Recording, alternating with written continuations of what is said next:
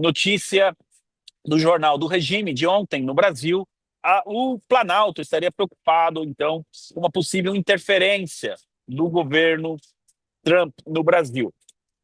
Somado a isso, a agência Eurásia publicou um relatório dizendo que o governo Lula não estaria tão alinhado assim, seja lá qual foi o acordo para retirar a Magnitsky, não é, do Alexandre de Moraes, o governo Lula talvez não estaria demonstrando um certo alinhamento como seria esperado aí diante desse possível acordo, seja lá quem fez esse acordo, porque uma coisa eu tenho certeza, posso dizer para os senhores aqui, não foi o Lula que fez o acordo com o presidente Trump, é por isso que ele está preocupado. Planalto vê desordem global após ataque à Venezuela. Lula vê Trump agindo por interesse e monitora risco no Brasil. Uma jornalista do Jornal do Regime ali do Globo publicou um vídeo, inclusive, em base a esse vídeo a gente vai destrinchar aqui e responder a pergunta inicial. Será que Lula realmente tem motivos para ficar preocupado? Torre, por gentileza.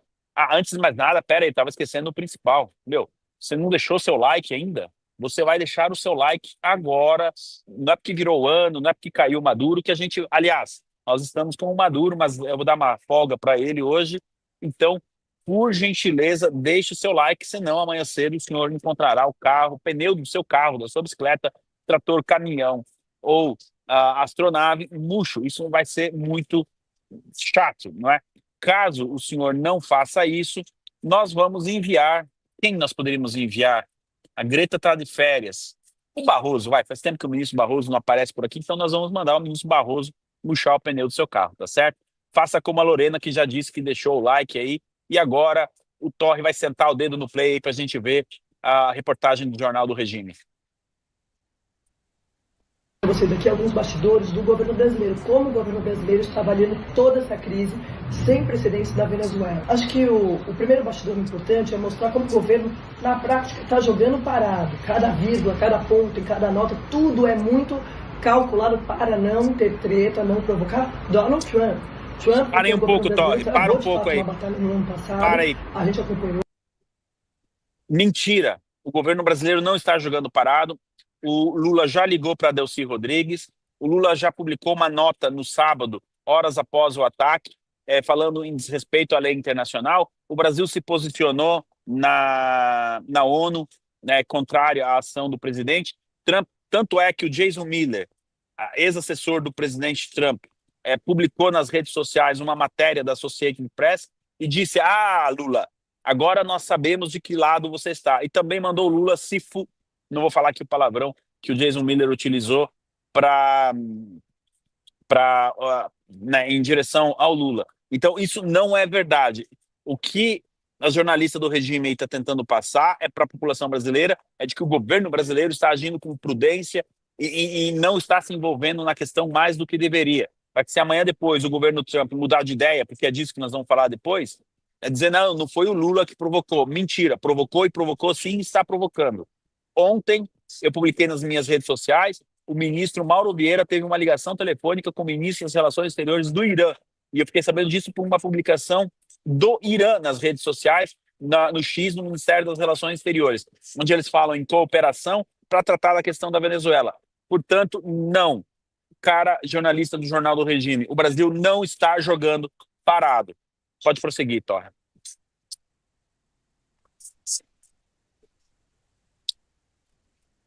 O brasileiro travou, de fato, uma batalha no ano passado, a gente acompanhou, o Trump colocou na mesa as questões de Bolsonaro, o Lula não cedeu, a justiça brasileira também não cedeu, Lula ganhou, teve a relação com a boa química lá com o Trump, e ficou tudo numa boa. Então o governo brasileiro não quer confusão com o Trump, mas está condenando ali a invasão dentro de cada vírgula, de cada ponto. Vamos ver os desdobramentos disso a partir de agora.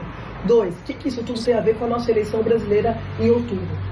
O governo brasileiro, nos bastidores, me diz que é muito cedo para avaliar, mas estão observando, estão monitorando. Porque Trump, na avaliação do governo brasileiro, é, antes de tudo, um homem de negócios, um businessman. Então, antes de ser um político de direita, antes de ser um cara do MAGA Movement, antes de ser alguém que tem ideologia, ele é um homem de negócio. O negócio de Trump é o negócio. Ele deixa claro isso o tempo todo, até em palavras que ele usa agora, usando, we're gonna run a Venezuela. Esse termo é muito usado no mundo corporativo, né, entre os CEOs, o comandar uma empresa.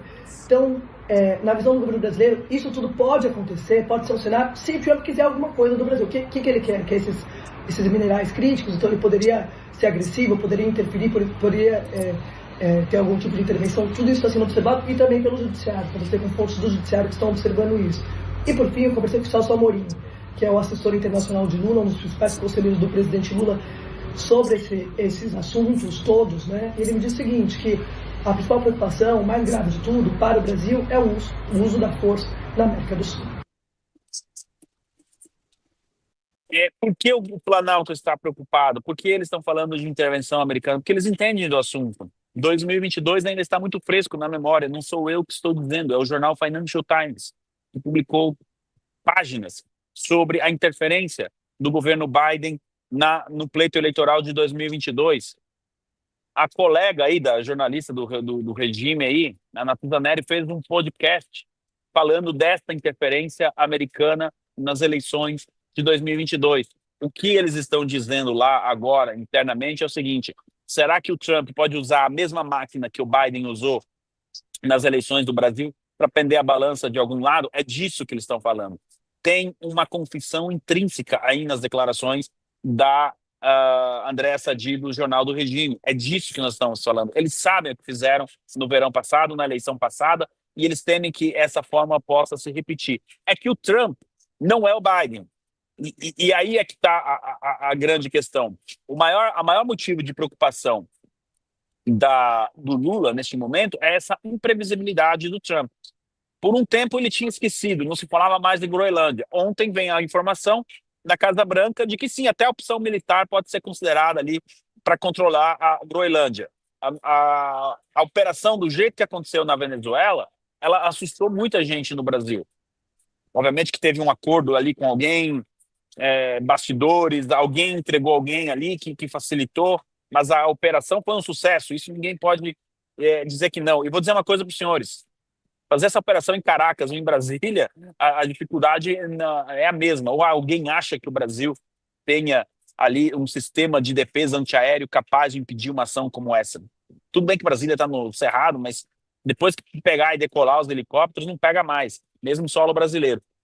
Então, eu não estou aqui levantando a possibilidade de uma operação de extração do Lula ou de quem quer que seja no Brasil, mas que realmente assusta. Então, eu acho que esse fator de imprevisibilidade do Trump, que a gente não sabe o que ele vai tuitar daqui 5 minutos, que a gente não sabe o que ele vai falar daqui 5 minutos, assusta tanto um lado quanto o outro. Só que o lado da direita, meio mal, já está começando a acostumar com esse Trump vulnerável, com esse Trump imprevisível. Não é o mesmo Trump que faz uma operação que tira o Maduro de Caracas e que declara que vai negociar com a Delcy Rodrigues. Ou seja, não dá para prever nada em relação ao Trump.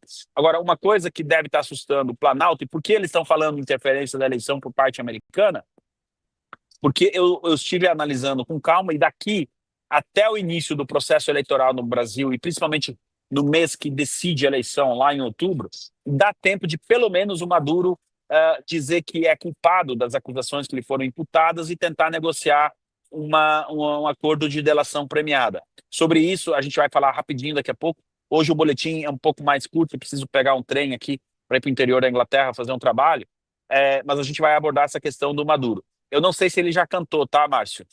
Mas a indicação do advogado dele mostra que ele está disposto talvez a cantar. Então, o governo Lula tem razões, sim, para estar preocupado. A direita, por outro lado, precisa colocar a mão na cabeça e ter certeza, ter a consciência de que não pode contar com o Trump todo o tempo. Eu acredito, tenho razões para acreditar que o governo Trump, principalmente o Donald Trump, gostaria de ver alguém com o sobrenome Bolsonaro sendo empossado presidente do Brasil em 1º de janeiro de 2027, mas a gente não pode ter isso como uma certeza absoluta, coisa que nós tínhamos até pelo menos 2 meses atrás. Sobre o Maduro, pessoal, chegou a informação de que o Departamento de Justiça retirou a acusação dele de ser o chefe do cartel de Los Soles. A primeira pergunta que vem em mente é a seguinte: se não é ele o chefe do cartel de Los Soles, quem seria o chefão do cartel de Los Soles? Não sabemos, vamos trabalhar aqui Paulo Henrique e eu, seu Sepúlveda.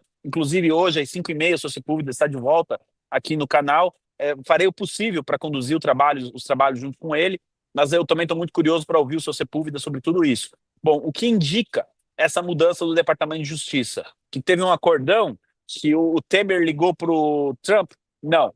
É de praxe, não é a primeira vez que isso acontece em casos grandes como esse do Maduro, do Departamento de Justiça retirar a principal acusação. Eles devem ter feito uma leitura de que vai ser muito difícil provar isso com todas as letras, né, de que ele, Maduro, é o chefão do cartel do Los Soles. Então eles mantiveram as outras acusações de tráfico de drogas, tráfico de armas, mas atenção, o cartel do Los Soles continua designado como uma organização terrorista internacional e com certeza eles têm um líder e esse líder, cedo ou tarde a gente vai saber quem é, se não é realmente o Maduro. Por outro lado, o fato do Nicolás Maduro ter contratado o advogado que foi do Julian Assange, nos dá aí a grande motivação para acreditar que sim, ele esteja disposto, em um primeiro momento, a colaborar com a justiça americana naquilo que nós conhecemos como delação premiada.